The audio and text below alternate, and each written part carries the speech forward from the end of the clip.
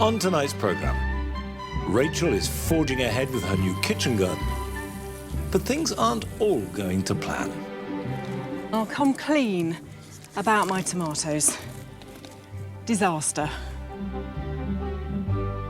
There's a chance to watch again the day that Joe spent with the singer-songwriter Will Young, who revealed how his passion for gardening has been crucial in helping him with his mental health. It's definitely become a very beneficial thing for my well-being, and something that I actually deliberately put into my daily, weekly, monthly routine. And I shall be sowing runner beans, squashes, and also planting a dwarf plum tree in the cottage garden.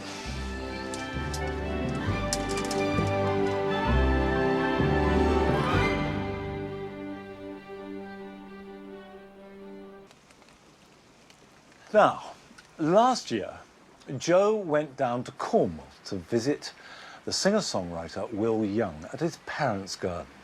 Now, Will is a keen gardener, but more than that, this garden in particular has huge meaning to him.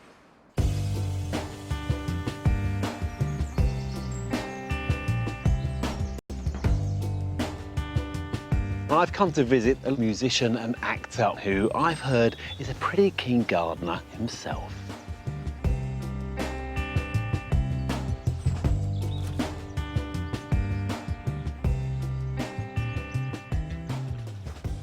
Hello. Hi, Will. Welcome. How you doing?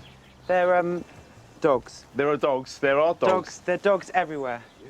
What a stunning part of the world. It's absolutely beautiful here, isn't it? Great, isn't it? So what's your connection to Cornwall? Well, I've been living in Cornwall, actually, from about 14 years ago. So I started coming down this way because I was doing politics at Exeter. And then when I went into pop, I wanted to find a place, you know, just for some seclusion, and found this wonderful house. And then my parents came down 6 years ago and created this amazing garden. And they're keen gardeners? Yeah, my mum's garden designer, and she's a very keen gardener, as is my dad.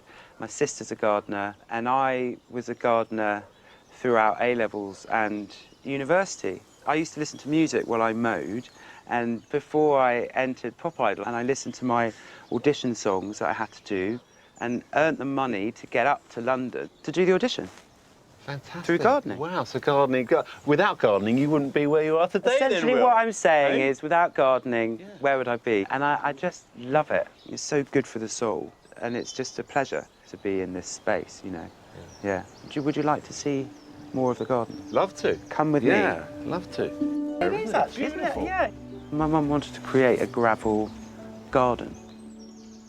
All this bed here, apart from the olive tree and maybe a couple other plants, it's all from cuttings that my parents have made. Okay. Cuttings or split plants. Yeah, okay, Yeah. so some proper serious gardening going on here Yeah, proper then. serious gardening. And this is gorgeous, isn't it? I mean, and the level of it. They There's do. space between them as well. And I know some of them.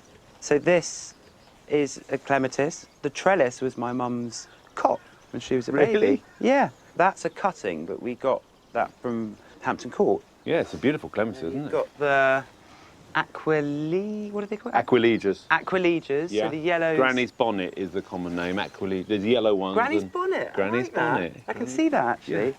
But I know this one is a dachshund. Likes the heat, likes full sun. Herbaceous perennial, I believe. That's the one.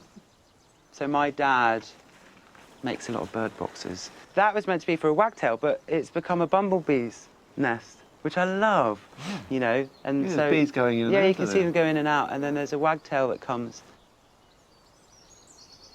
And the cardoons, I learned a trick on Gardener's World, which is to prop them up, and then the plant grows through the So sort of little stake twigs. them? Stake them, but with sort of Yeah. these delicate twigs to prop up the leaves. You've been watching Monty? Yes, I have. But I'm one of those sort of like slightly cavalier gardeners. Is I just like throw them in, see how it looks, learn the name afterwards. A bit like my songs, really. So much. They are actually gorgeous, aren't they? They're very inviting. They are inviting, and I think what I love about this garden is you can see the different levels of the rock there. Yeah. You know it's been there for ages. It adds a real solidity, this local stone. Yeah, yeah. And it's Gorgeous. very Cornish, and you see it everywhere. But also the way, I mean, things are just self-seeded in here, haven't they? Like the little ferns and this little Welsh poppy. Yeah. It's gorgeous, isn't it? I really like these ornamental grasses as well. I love grasses. Yeah. And, you know, I chop them down maybe October time, clear them out occasionally. Leave them for the winter because they actually, a lot of them can hold their form and then cut them down in Yes, spring. that makes sense. Yeah, they look great through the winter. Stipa jay, formerly known as Stipa arundinacea, and now it's called Anamanthale lawsoniana. But you'd win a game at Scrabble, wouldn't you? Well, With yeah, that. I'm not sure you get that past Scrabble. You need, no, I haven't got that many letters. But we should go through, Yeah. and I'll show Well, you these steps, I love these steps. they're great.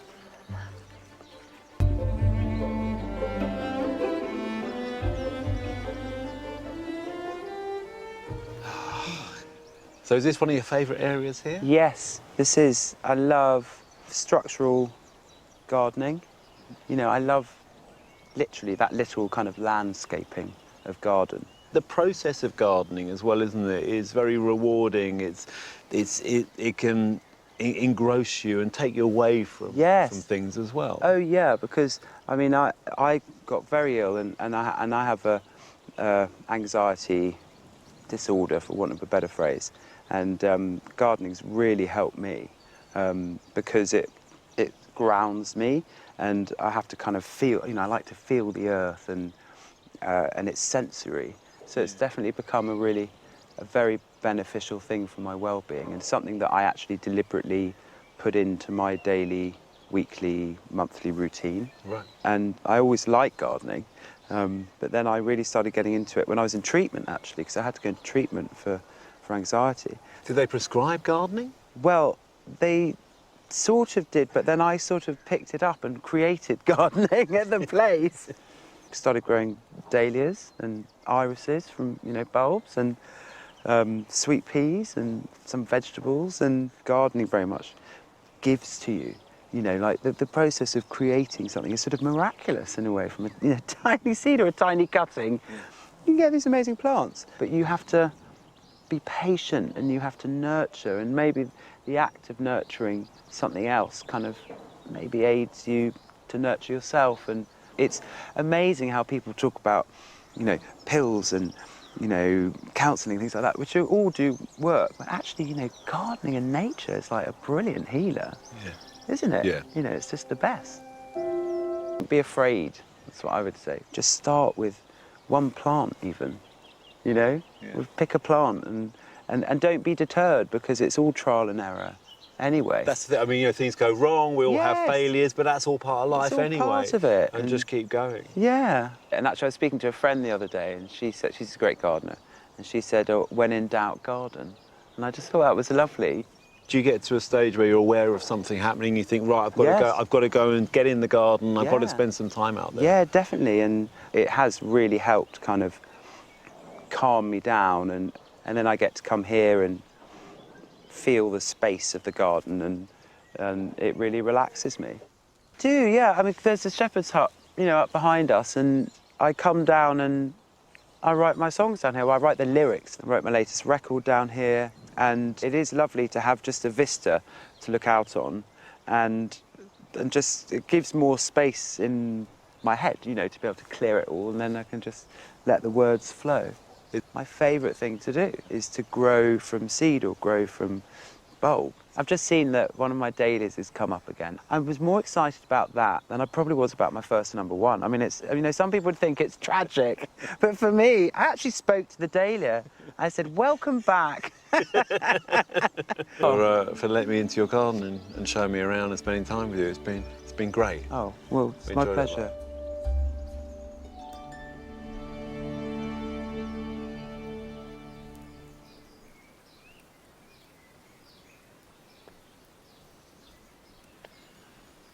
I remember when we showed that film for the first time last year, we had a huge response.